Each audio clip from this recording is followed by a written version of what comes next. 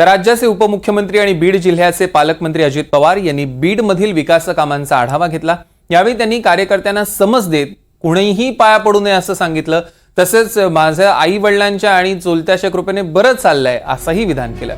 दरम्यान यावर फडणवीसांनी देखील मिश्किल प्रतिक्रिया दिली आहे। काकांना त्यांनी आशीर्वादापुरतच मर्यादित ठेवलंय हे तुम्ही लक्षात घ्या असं फडणवीस म्हणाले।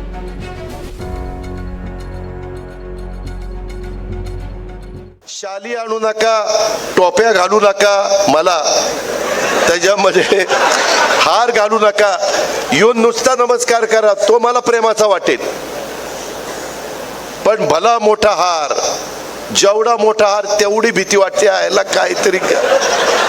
काहीतरी याने कुठंतरी मारली, काय मारली ती बघा तुम्ही, आणि त्याच्यामुळं ते हाराचा बोजा आहे आता आपल्या मानगुटावर।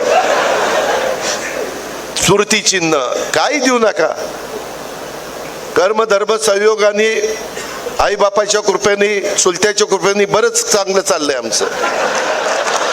काही देऊ नका, फक्त प्रेम द्या, माझा नमस्कार घ्या, तुमचा नमस्कार करा, पायाही पडू नका। मी जाहीरपणे सांगतो, आजचे पुढारी पाया पडण्याच्या लायकीचे नाही। ज्याच्या पाया पडतात त्याची हिस्ट्री आठवा। अरे म्हणाल मी कुणाच्या पाया पडलो, कुणाच्या पाया पडलो, आई बापाच्या पाया। चांगलं आहे, मोठ्यांचे आशीर्वाद नेहमी घ्यायचे असतात, त्यामुळे काकांना आशीर्वादापुरतच त्यांनी आता मर्यादित ठेवलं हे तुम्ही लक्षात घेत नाही।